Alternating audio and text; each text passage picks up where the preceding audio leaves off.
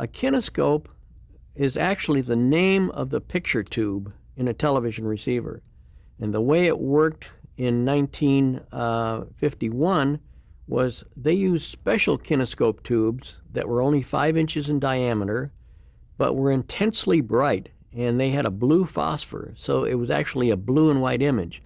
And they would point a special camera designed to record that image onto 16 or 35 millimeter motion picture film.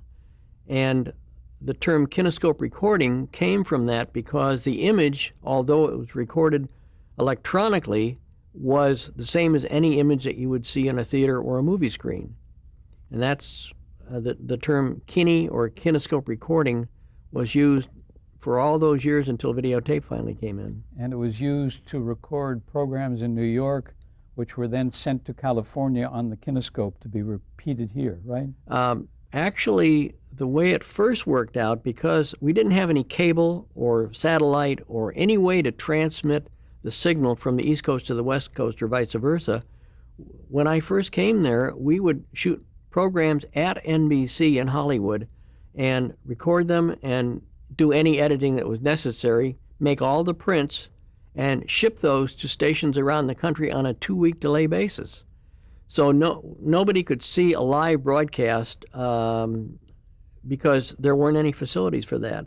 So for a long time, we were actually doing delayed broadcast recordings, and part of my duties were to record these programs on these kinescope recording cameras, and our local lab, in-house lab, would develop them. We would make an optical soundtrack to go along with the negative picture.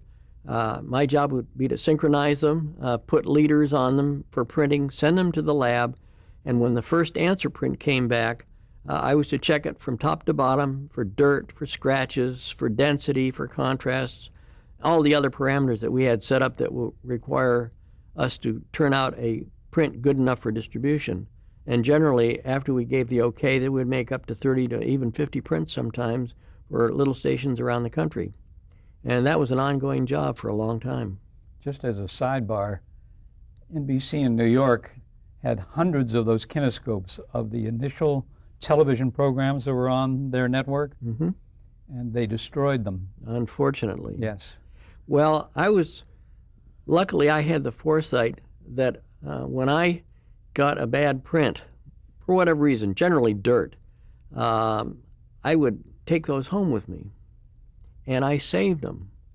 And over a period of years, I donated them all to the Television Academy, which are now in their archives. And somebody mistakenly got rid of some of the best programs in the world. And that was an era that was so new. We should have kept every inch of film that we ever shot, on kinescope or otherwise, but unfortunately we didn't.